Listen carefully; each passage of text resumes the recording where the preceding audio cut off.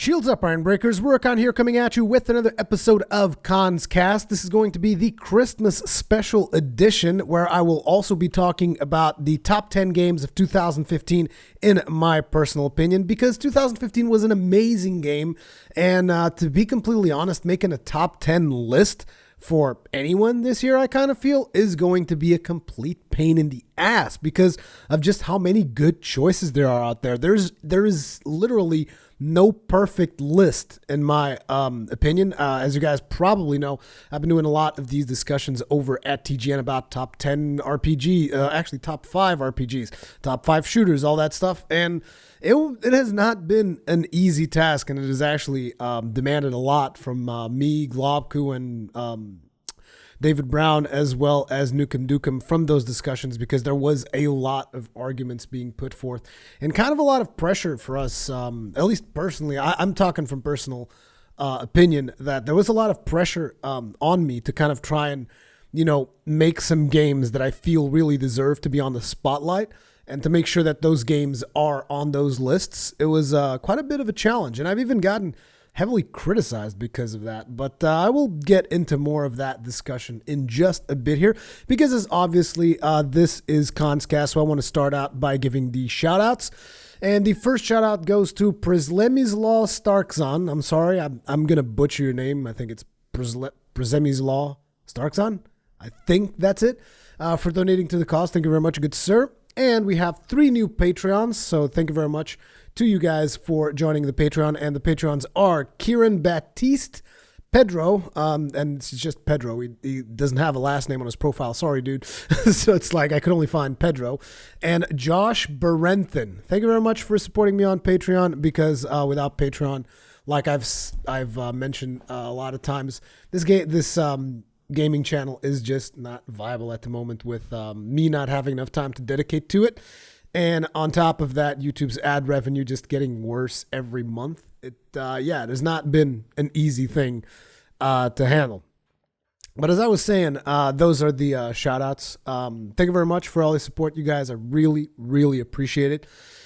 But getting back on topic here, as we were saying, I was discussing how frustrating and how much negative feedback I've gotten from those discussions that I've had over at TGN. And then it's gotten to a point where I kind of feel like I've even dragged it to my social media, when it's just something that happens to me a lot of times. I just feel like, okay, I'm going to post this message out on my social media, and it's going to be sent out to the world, and everybody's going to know my opinion on this particular subject, when in fact, it doesn't really work like that. It's like the only people that are going to know my opinion on this particular subject are people who are following me. And a lot of times I kind of feel like I end up just venting my frustrations to you guys, which it isn't really your fault, or you guys were not involved in a lot of the things that caused me to be frustrated from the get-go to begin with.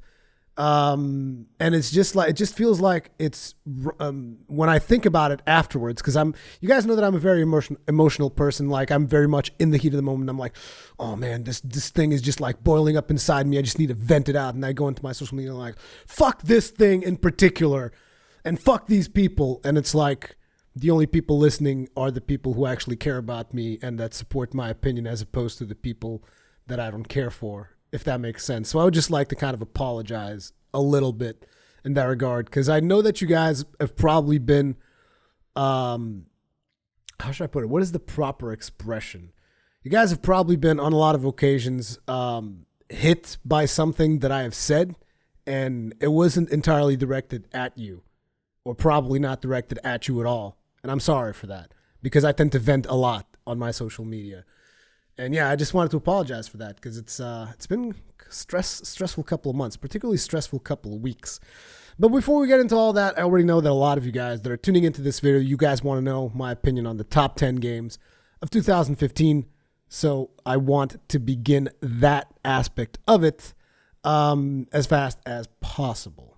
So before we get to the actual list, I also wanted to bring up a couple of honorable mentions, which didn't make it to the top 10, but I still feel that there were amazing games that deserve to be mentioned for 2015.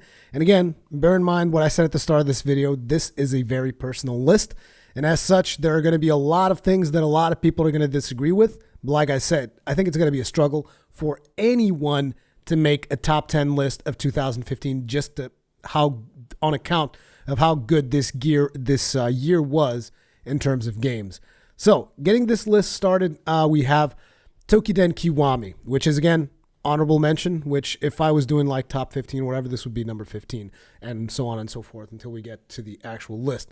Now, Tokiden Kiwami only gets the very bottom of kind of like my honorable mentions because this game had already come out. Was it last year or the year before that? I don't know exactly when it came out, but it came out a while back is what I'm getting at.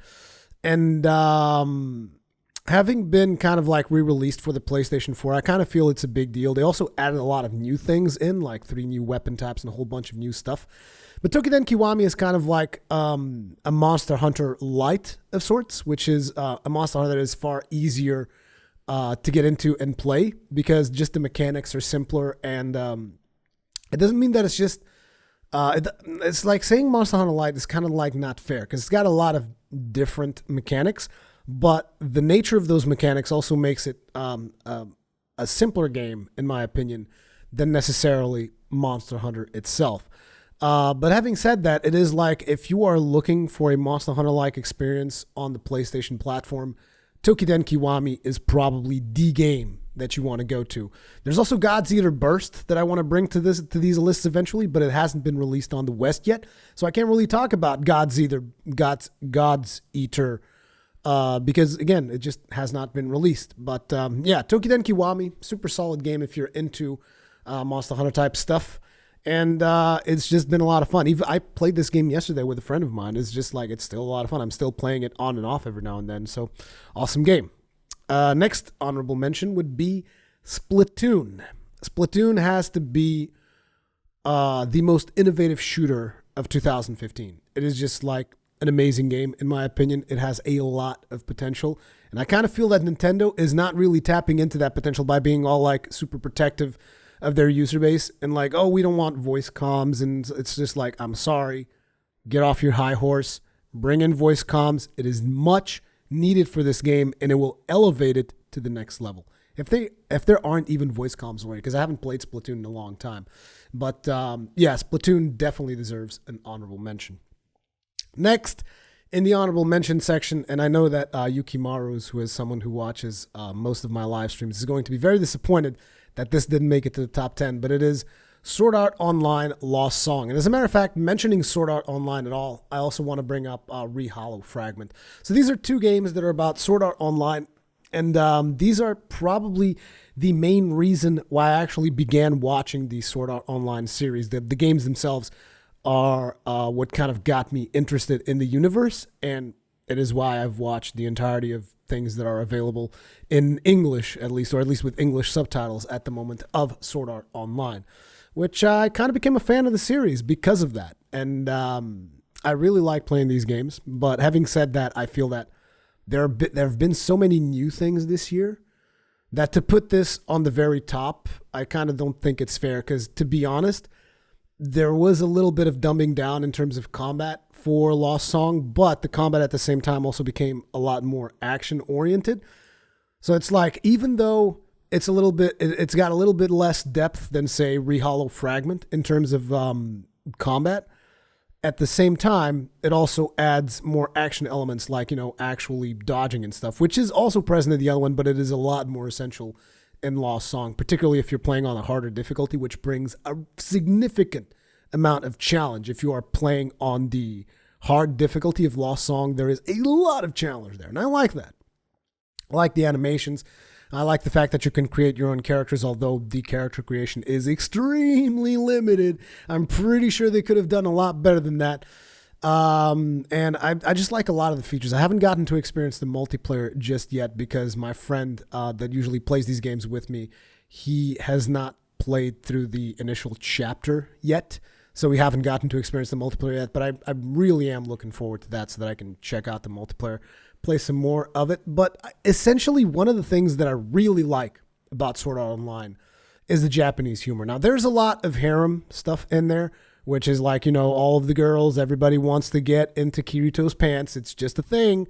But beyond that, if you look beyond that, there are a lot of funny moments in it. At least I kind of feel like that. And you will recognize a lot of the characters kind of acting like they would in the show, and just doing funny stuff and funny sentences coming across, regardless of whether all the harem stuff is in there or not. It's whatever. And I still think it's a lot of fun. And it's just fun to be immersed in that world. And the flying mechanics are awesome. So yeah, I liked Sword Art Online quite a bit.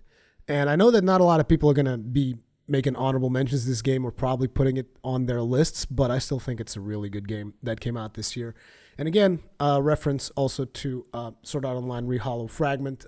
If these games seem interesting to you, get both of them. They're both a lot of fun. And they also are, if you've never played any of these games, they do not follow directly in the storyline of the anime. They have their own stories. So Sword Art Online Rehollow Fragment basically gives a different ending, because if you guys remember in the original anime, everything finishes on Sword Art Online, the game itself. Everything finishes after floor 75.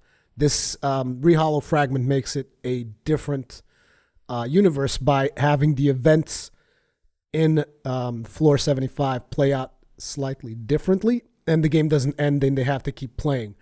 And Lost Song is a continuation of Rehollow Fragment, but it takes place in the Halo universe. So Alfheim Online, if you guys are familiar with the whole anime and all that stuff. So there you go. That's kind of like an overview of where the story takes place. It is very different. It is its own story, but you will recognize some of the characters. There are new characters introduced for this story specifically, but you will recognize a lot of the characters as you play through the game, and you will recognize all their quirks and all that stuff. It's all present there, and I think it's a lot of fun. The next honorable mention in this list would go to Tales of Zestiria, which is, I believe, the first Tales of game in the PlayStation 4. Now, even though the graphics aren't the most amazing thing, because I know that that's going to be something that everybody keeps bringing up, these PlayStation 2 graphics. It was also the same case for Sword Art Online. A lot of people are like, oh man, these PlayStation 2 graphics and yada, yada, yada. And I kind of feel that people place too much value in graphics, whereas I place more value in the art direction, the animation, what the game is trying to do, as opposed to just the graphics themselves. But Tales of Zestiria is again, it's a Tales of game. If you've played Tales of games, you kind of know what to expect. But I hadn't played a Tales of game in quite some time, so it was just nice being immersed back into those game mechanics and being immersed into that specific game world where your character knows about the Seraphim, and then he has to kind of like do sacrifices with the Seraphim in order to save the kingdom against the darkness that is coming and all that. And I just kind of liked it, and I really like the combat system in those games, and the fact that you can just have 4 friends over and co-op throughout all of the combat sequences. I think that's a really positive thing. The transformations also look pretty cool, where you can like transform your character into this big dude with a sword or with a bow, depending on which Seraphim you are attuned with and whatnot. And I think the mechanics are just solid, and I think the game is just a pretty good game. So yeah, Tales of Zestiria, another honorable mention. After Tales of Zestiria, the other honorable mention would have to be Persona 4 Dancing All Night. Now, this game really surprised me. I'm not much into rhythm games, if I'm to be completely honest. And, obviously I'm a huge fan of Persona 4 because I've played the entire thing. And I think anyone who's played Persona 4 to completion will instantly become a fan, and you'll become very enamored with all the characters in that universe. And because of that, Persona 4 Dancing All Night having all those characters and having that iconic soundtrack, as well as a couple of remixed tracks from Persona 4, which has one of the best original soundtracks that was ever made for video games, in my opinion. Again, these are all my opinions. I mean, I got to stop just saying that. You guys know that when I say something like, this is the best soundtrack ever in a video game, and it's like, it's just a solid soundtrack. So there's the rhythm game, which is, it's a fairly simple rhythm game, but it's deep enough to keep you, ingrained into the gameplay. And having the characters dance to those iconic soundtracks and those iconic tracks. And it even has a story mode to it, which the story mode, it hasn't really compelled me all that much. But like, I remember one night when I started playing it, I just played until like 6 a.m. because I was just like constantly listening to all the sound, to all the tracks and playing at the rhythm of all the tracks and kind of like reliving all those great memories from Persona 4. And I think that is a very powerful thing. And it's just a lot of fun. It's a super solid title. I really enjoyed it. If you guys like rhythm games at all and you like Persona, there's no going wrong with Dancing All Night. It's just a lot of fun. Now we get onto the list itself. At this point, we're going to start at number 10, go all the way to number 1, and we will be talking about what I felt were the top 10 games 2015. So at number 10, we have a game that I did not expect. When I first heard about it, I did not expect that this would be a game that I would be talking about on my top 10 lists for this year. And that game is Until Dawn. And I know that probably a lot of you guys are surprised. You're like, what? Until Dawn? Really? You don't even like, horror games. You don't even care about that stuff. Yeah, but the story of Until Dawn and the characters of Until Dawn and the way Until Dawn plays is amazing.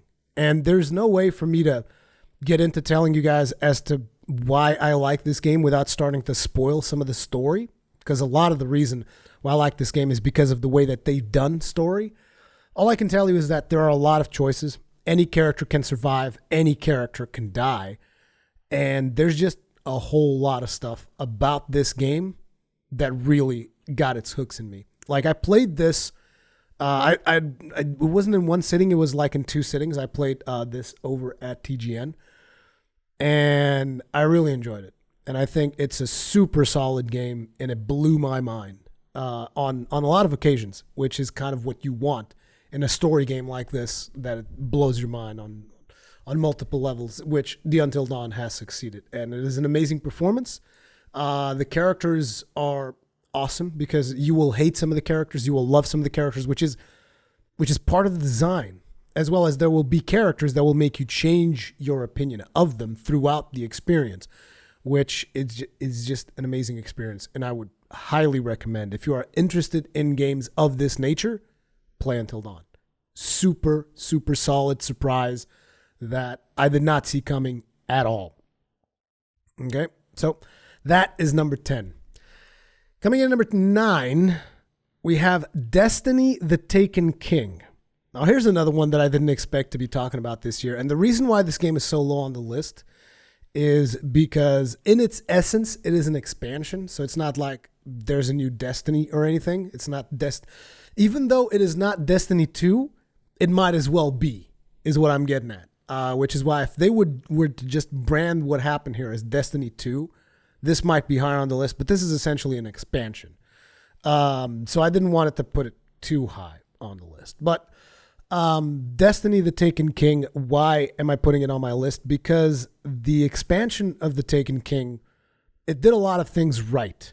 And it changed Destiny for the better, for the much better, for the point where a lot of people actually think it is a very different game than what it was when it started. There was a lot of controversy about the launch of Destiny and the story and this and that and the other. The Taken King fixes a lot of the problems that people had with that. And I'm playing Taken King to this day. I'm still like playing it actively. I played yesterday, and they added recently Sparrow Racing League, which is kind of like a wipeout mode. Been playing a whole lot of that.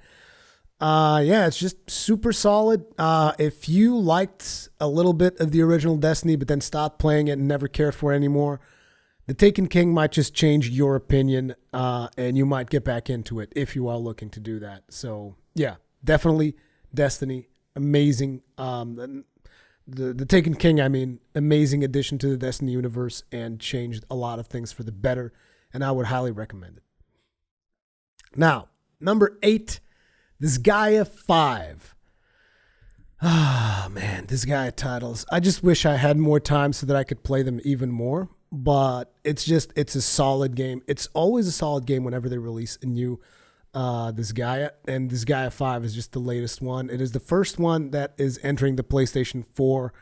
And I believe that a lot of people probably, I don't think that this Gaia comes out for Xbox and stuff. I think it's only on the PlayStation platforms. So with a lot of people making the switch from the Xbox 360 to the PlayStation 4, there's going to be a lot of people that haven't been exposed to this Gaia series. And that is now an option for them. And I would highly advise, if you like strategy RPGs, which is essentially what this Gaia is, and if you like over-the-top crazy animations, which they do in combat, and if you like a really deep game that's going to give you a lot of hours of entertainment, you can't go wrong with this Gaia. And this Gaia 5 is just the latest in its long-standing franchise of the entirety of this Gaia series. It's not higher on the list because, to be completely honest, I kind of like the premise of this Gaia 4 more than this Gaia 5. I mean, just this Gaia 4, you were basically a vampire who was eating sardines to make up for the fact that you had promised you were never going to suck blood. And it's going to be very hard for you to really overcome that particular story element of it. But this Gaia 5 still has its amazing humor, and it still has its rock-solid gameplay. So, yeah, comes highly recommended by me if you like the kind of game. There's probably gameplay footage going somewhere here, hopefully, because that's the way I'm planning to edit this video. So yeah, you guys should get an idea of what this Gaia 5 is all about. And yeah, it's a Gaia 5, just solid entry. Coming in at number 7, and a lot of people I think are going to be surprised as to why this is so low on my list, but it is The Witcher 3, The Wild Hunt. Why is Witcher 3 so low on my list, only at number 7? Because I started playing Witcher 3 in Death March. Because you guys know I like a decent challenge. And at the start of the game, that's fine. But as you go further and further into the game, you begin to notice a lot of flaws in its combat. Particularly when you are used to playing a game like Bloodborne, where the combat is just like tight. Like so tight. It is like one of the best combats. No, actually, it is the best combat system to come out this year, is Bloodborne. And once you compare the two, I mean, it's just like The Witcher 3 can't hold a candle to the combat in Bloodborne. The Witcher 3 has a lot of things that it does better, like, there's the whole world thing, and there's the choices, and the dialogues, and the side quests that feel just like main quests, and all this other stuff that is amazing about The Witcher 3. But once you get down to the combat, I mean, maybe it's just me, I don't like it. I don't like the combat in Witcher 3, and it is one of the main reasons why I haven't played that much of it. I mean, it's not a bad combat, but it's not amazing either. And if you're trying to play on Death March, which is what I was doing, it is going to be a serious deterrent for your enjoyment of the game. Particularly because then there's also the huge-ass loading screens, which Bloodborne also suffers from. And whenever you die, and you might even feel like, oh man, this death was bullshit because this combat sucks. And then you're going to be like, oh man, now I have to sit through this fucking loading screen? Ugh. I tried going back to it like 1 or 2 weeks ago. And I was at a mission where I kept dying because there were just like friggin' wraiths coming out left, right, and center. And I hadn't played the game in a long time, so I was kind of rusty. And just getting through that mission, it was just like, oh man, I played, I don't know, like 30 minutes. And I was like, I need to take a break. And if I'm to the point where I'm playing a game and I feel like I need to take a break from this game, it's like 30 minutes in, though. I just kind of feel like, yeah, I'm not the biggest fan of this game. That's why it is ranked so lower on my list. But it's still super solid game. Totally deserving of the Game of the Year award that happened over at Jeff Keighley's thing and Best RPG of 2015, all that stuff. But yeah, on my list, it's going to reach number 7, and that's it. Number 6, we have one of the games that I've been addicted to for a big portion of this year, and that is Rocket League. Rocket League is just so good. It is amazing, and it is just a rock-solid game. It's just, there's not a whole lot to say because the basis of the game is pretty simple. Get your car, turbo boost, score goals with a soccer ball. Done. That's it. It's car soccer in its purest form, and it's a lot of fun. They've kind of been pushing it a little bit with all those DLCs they've been releasing. It's like, seems that every other month I see some kind of a DLC coming out for Rocket League. But at the end of the day, all those DLCs are also optional, or have there been new game modes? I don't know. I haven't kept up with DLC scene. So anyway, Rocket League, number 6, super solid, amazing game, all that good stuff. Next up, number 5, Heroes of the Storm. And Heroes of the Storm makes this list because something that a lot of you guys might not know is that I'm a huge MOBA fan. I really enjoyed my time with League of Legends, but it was also super frustrating that I found some of the mechanics in League of Legends to just be backwards and retarded. And I know that this is a very personal opinion of mine. I mean, it's been made abundantly clear by the whole video that I made where I referenced Dota 2, League of Legends, and Heroes of the Storm, that a ton of you guys prefer the complexity of things that I find boring and busy work. You guys like those things, which is fine. If you're super hardcore into Dota 2 and super hardcore into League of Legends, that's your prerogative. But it's like when it comes to me, essentially what happened is Here's the Storm grabbed all of the mechanics that I didn't care for in all of those games, like the item shop, having to go to an item shop in the middle of a match, having to figure out, okay, I need this item so that I can build it into that item so that I can do this thing and that thing.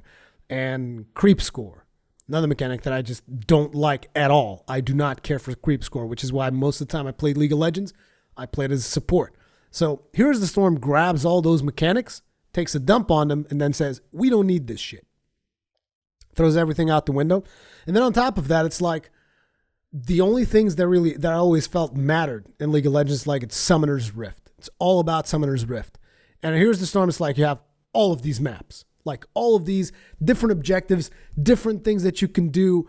And, you know, it just, I don't know how to put it, but it's just like, Here's the Storm takes all of the fun aspects of MOBAs and mixes them into one nice package. And it just gets rid of all the stuff that I don't care for. And that's why it makes the number 5 on this list. Next up at number 4, we have Monster Hunter 4 Ultimate. Now, at some point this year, I was actually indecisive if this or Bloodborne were going to be my game of the year.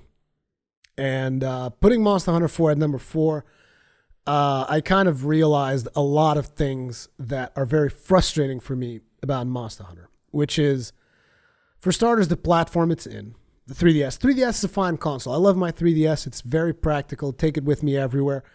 But at the end of the day, when I'm at my house, I'm not playing my 3DS or my Vita. I'm playing consoles, you know, your in-house consoles. I'm playing on the big screen because that's where I have the most fun in, which is something that I feel Capcom hasn't tapped into. They haven't realized that it's like Western players, we want to play on the big screen. We do not want to play these games on a handheld console because we just don't get as much precision from the controls. It's to that level, and it's the most frustrating thing because there's so many good things about Monster Hunter 4 Ultimate that it could make almost to the top of this list. Simply because it just does everything right. Like everything else, apart from the fact that it's only on the 3DS, everything else about this game is phenomenal. It's easier for people to get into it. It's got new mechanics like the grappling, the verticality. It's got new weapons. It's got the old weapons. It's got new monsters. It's got the old monsters. It's got so much stuff crammed into one game that it just blows your mind as to the amount of things that is available for you to do in Monster Hunter. And it is without a doubt the best Monster Hunter yet. But why can't you just put it on the Wii U? I mean, I know that you're in Nintendo's pocket right now or whatever, so you can only do Monster Hunter for Nintendo. But put it on the Wii U, for crying out loud. Why wouldn't you? We want to play it on the big screen. It's the main reason why Angus doesn't play this fucking game, because it's only available on the 3DS. And I was like, oh, I love my 3DS, but good God, I would play so much more of this game on the Wii U. And it's an amazing game. And I have probably like 60 hours invested in it already, or something along those lines. And it's like 60 hours on a Monster Hunter game. It's like scratching the surface is what you've done in 60 hours. And yeah, it is the best Monster Hunter to date. I believe that Monster Hunter Cross has recently released in Japan. I'm only going to be talking about Monster Hunter Cross probably when it becomes Monster Hunter Cross Ultimate and it comes to the West.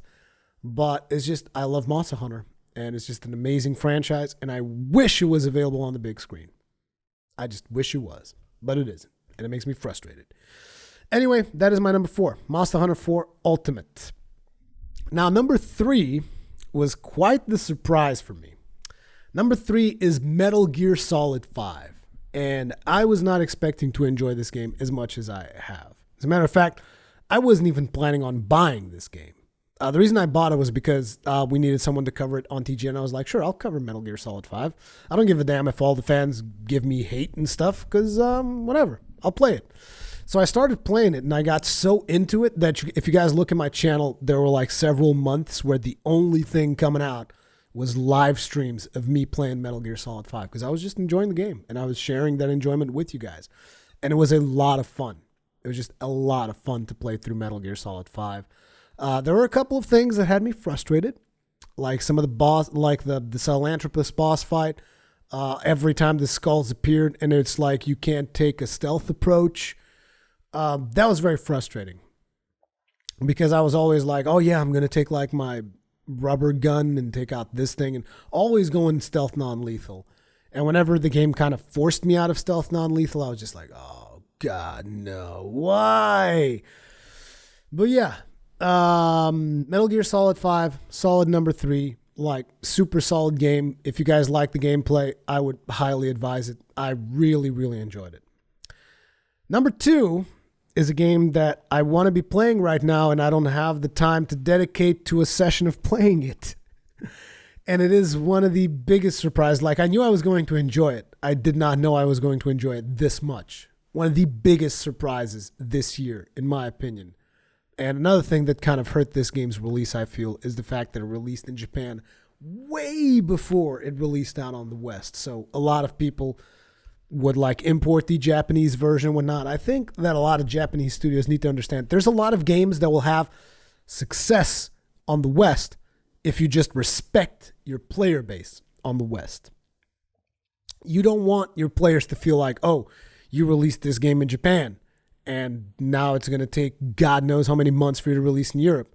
Release at the same time. That's what we want. We want you to release your games at the same time. The same thing can be said about Monster Hunter 4 Ultimate. Same thing. Like Monster Hunter Cross just been released in Japan. Guess what us Western players get? Nothing for the time being. Zero. Nada. And it is very frustrating being a Western fan of these games because we are getting spoiled of a lot of stuff ahead of time when we want to be experiencing these games from the start. And that's all I'm going to say about that. Regardless, the game is obviously Xenoblade Chronicles X. This game is just like so good. From the soundtrack to the combat to all the things you can do to the art style to the huge world. There's just too much to talk about. This game is just one of the best games that came out this year, and I love it. I love it to bits. I think it's one of the best games I've ever played, and it is just super solid. And talking about Xenoblade Chronicles X makes me also want to bring up Xenoblade Chronicles 3D for the 3DS, which again should also be on the Wii U, which I think it is though. Like the Wii version is on the Wii U, but I mean, come on, remaster it properly, put it on the Wii U as well. I would have played a lot more than what I've played of Xenoblade Chronicles 3D if it was also on the Wii U. It's just so frustrating. Nintendo understand we want more stuff on the big screen. We love the 3DS. It's a super solid console. I like the fact that there's so much good stuff coming out for the 3DS, but this is not Japan, okay? Like, I don't even know of anyone in Portugal that owns a 3DS. I mean, I know that my younger cousin owns one because I bought him one as a birthday present. But that's it. I mean, I know a couple of people in the press that own 3DSs. I'm sorry, I was wrong there. And some of them are actually friends of me. So, yeah. But, I mean, beyond that, beyond people that are part of press and look at games from that point, like, you know, regular friends of mine, nobody has a 3DS. Nobody. And it's like, come on, just put more stuff on the Wii U. There's so much potential for the Wii U, is what I'm getting at. Because a lot of people won't buy Wii U's because they'll be like, oh, there's not enough games. And I'm like, there are enough games on the Wii U. There's a lot of games on the Wii U. There could be a lot more. I don't know why there's not a lot more, but, it's not about how powerful a platform is. It's about what games it has on there. And to be honest, the Wii U has completely justified the purchase for me. From Monster Hunter 3 Ultimate to I'm sorry, I'm just like, my head is completely messed up at this moment. This was a really rough week for me, but it's just there are good games in there. Trust me. I could mention also, obviously, Xenoblade Chronicles, Bayonetta 2, Wonderful 101. There's tons of good games on there. It's just you could also have Xenoblade Chronicles. You could also have all of these other things. Why are they not there? But yeah, I just wanted to bring up Xenoblade Chronicles 3D as well while we were on the topic of Xenoblade Chronicles X, because it's also a super solid game. And if you own a 3DS, I would highly recommend Xenoblade Chronicles 3D. A lot of fun. Really good game.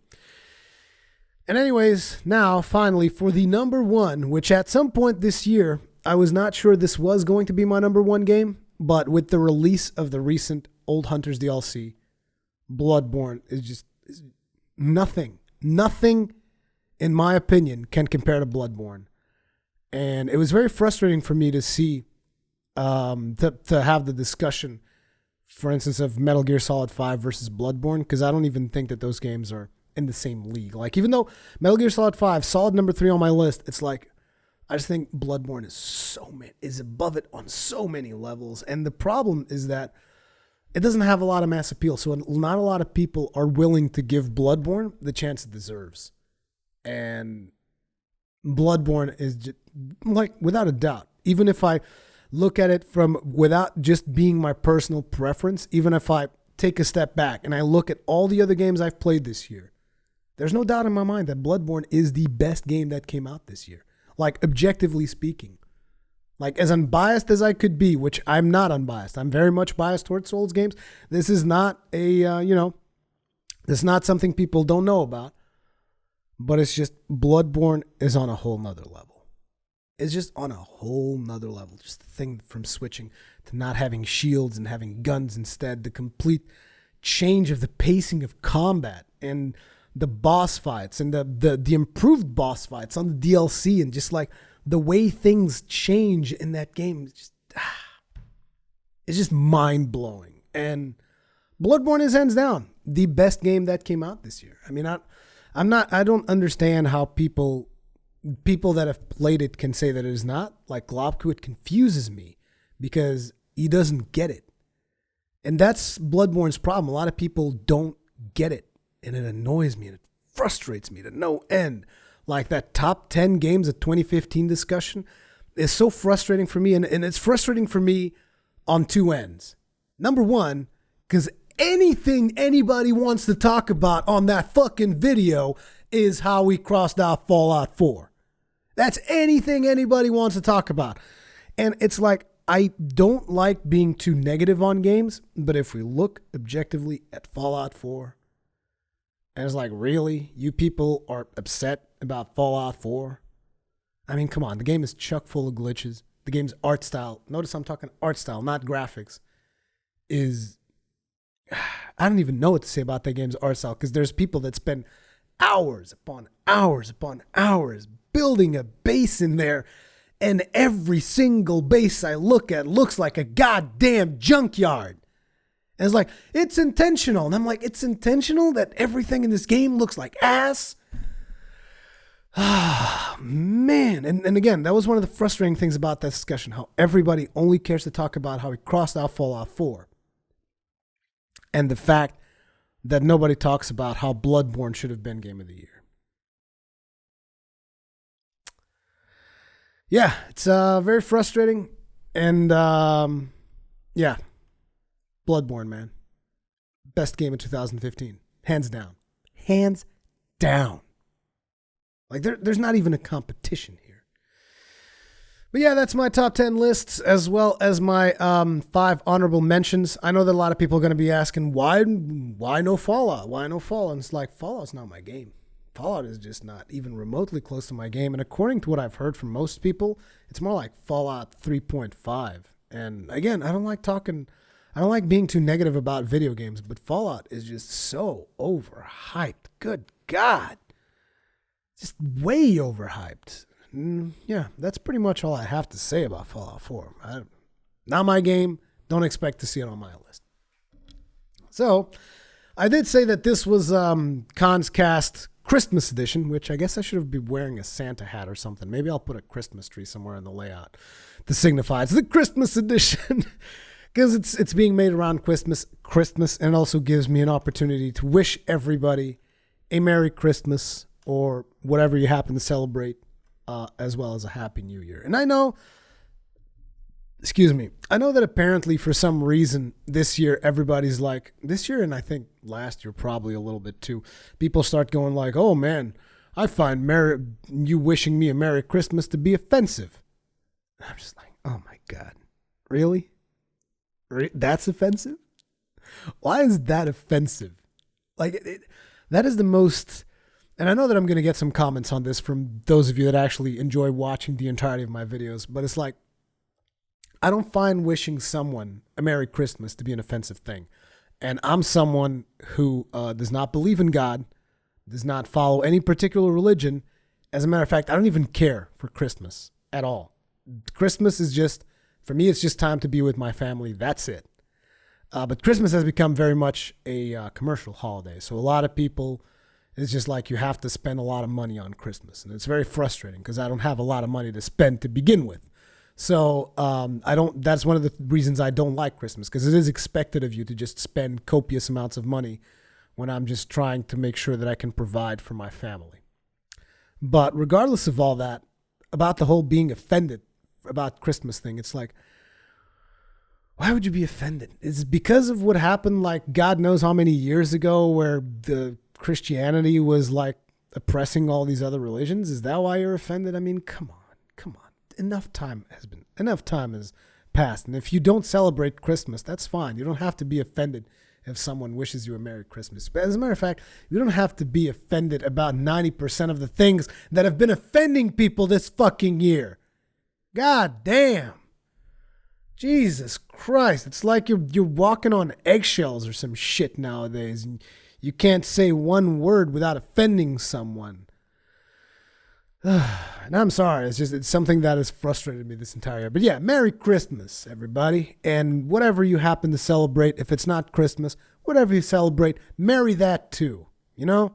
Just have a good time this holiday season. And have a Happy New Year too. Yeah, make it a good one.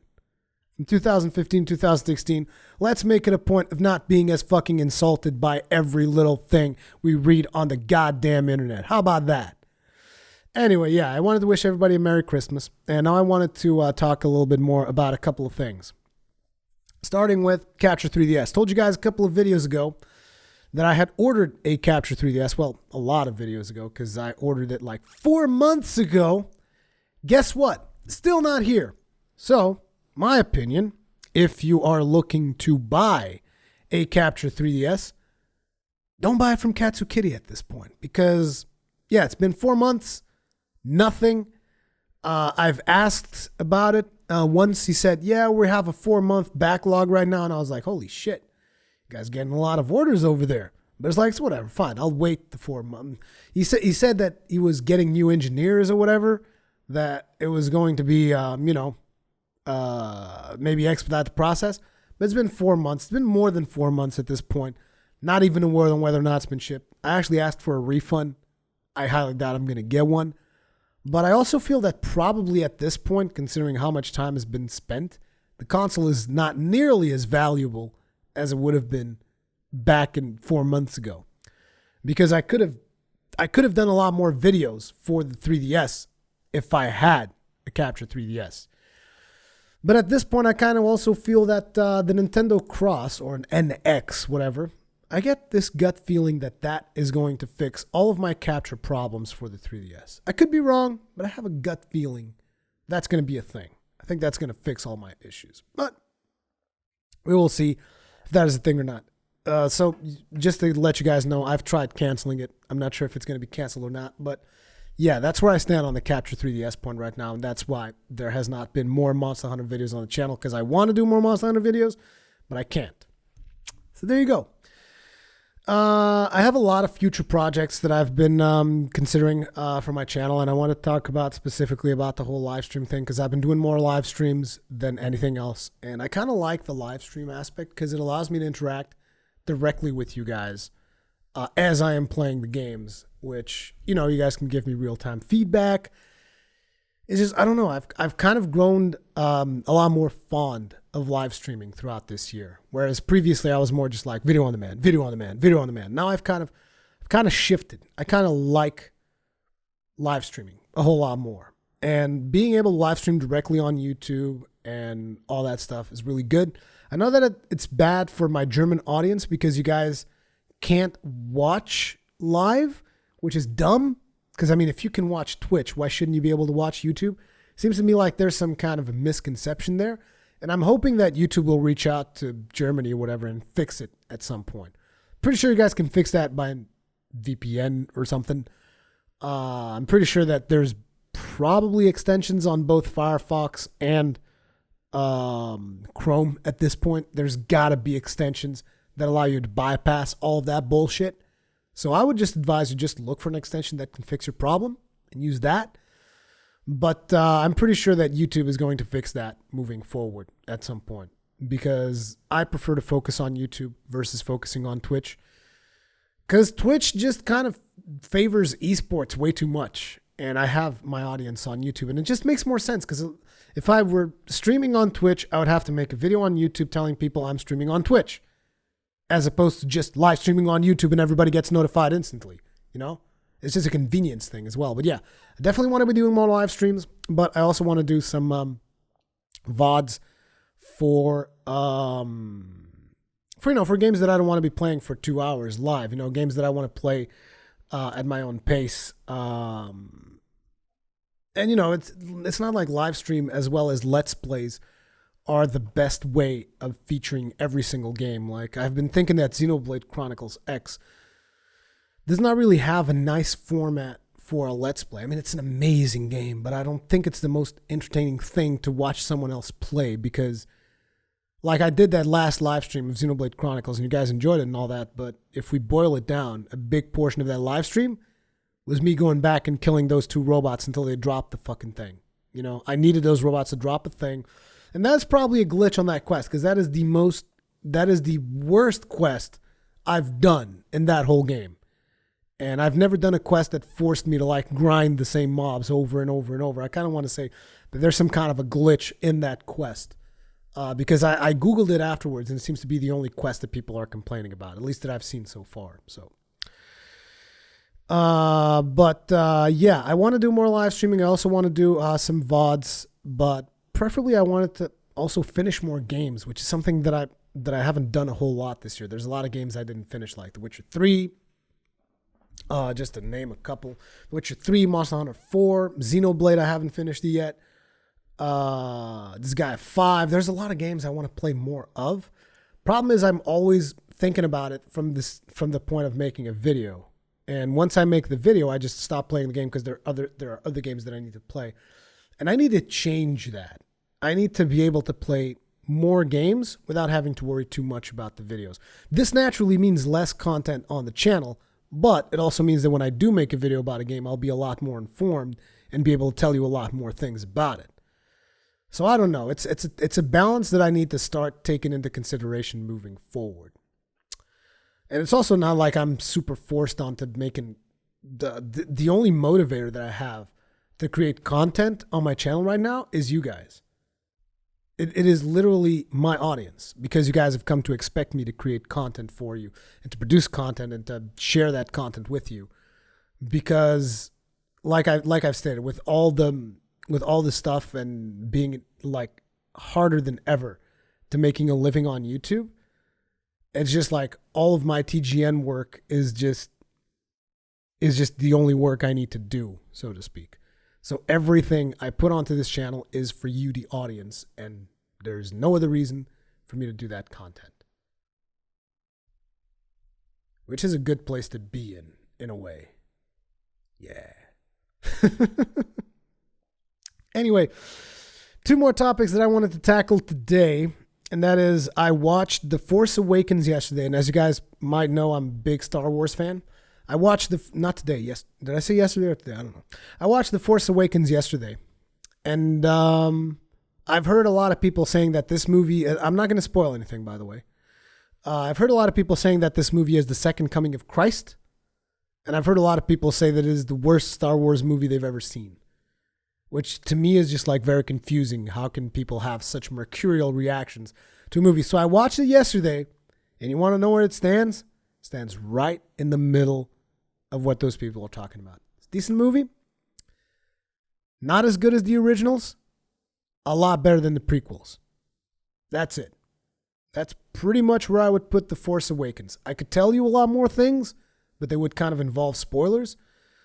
What was the other thing? Someone said something about The Force Awakens that I wanted to bring up, but I can't remember what it was. But yeah, it's not the best. Oh yeah, I know what I wanted to say. I wanted to say that someone spoiled a huge portion, not a huge portion, but a major plot point of Star Wars The Force Awakens for me. In one of the live stream chats for one of the live streams where I was with Globku, and someone just spoiled a major plot point. And I just want to say that pissed me the fuck off, and I hope that person suffers from erectile dysfunction for life. There you go. that's just something I wanted to say. I just wanted to throw that one out there. But yeah, Force Awakens, I think you should still see it if you're a Star Wars fan. I think you'll enjoy it. There's a lot of scenes that are really, really good. But at the end of the day, it's not going to blow your mind. It is not going to blow your mind. There's a lot of interesting concepts in that movie, but at the same time, there's also a lot of stuff that is made a little bit in a poor way, I felt. So again, it's just like decent Star Wars movie, you know? It's just they have a lot to live up to with the originals being that good. That's the problem. And the other thing that I wanted to bring up is if you guys watched PlayStation Experience, you guys might have seen gameplay of a new game, which is called Paragon. And I hope you guys are excited about that game if you've been following it, because this January, they're actually flying me out so that I can take a closer look at that game. So I'm excited about that. So that's happening at the end of January. And it is happening because of you guys. You guys that follow me and support me and all that stuff. Because this was not an invitation that came through my work at TGN or anything. This was an invitation sent directly to me as Rurikhan. And it's just like, it's all because of you guys. So once again, thank you very much for the support. Hope you guys are enjoying the content, even though I haven't had as much time as I would like to dedicate to the channel because of all the other work that I've been doing that I have to do at this point so that I can keep providing for my family. I mean, you guys do know, at least I hope most of you guys know, that at this point in time, I am a father and I need to be responsible, which sucks. Being responsible sucks. But I have to be responsible and I have to do the responsible thing. And that's why I have to dedicate a lot more time to my work at TGN versus the work that I do on this channel. But I'm going to keep doing it until the day I die. Very much so. Or until the day YouTube gets me on some bullshit copyright claim, which they seem to be going around quite a bit lately again. But yeah, I love you guys. Thank you very much for your support, Iron Breakers. Keep your shields up. Merry Christmas or whatever you happen to celebrate. And have a happy new year. Thank you very much, you guys. And I'll see you in the next one.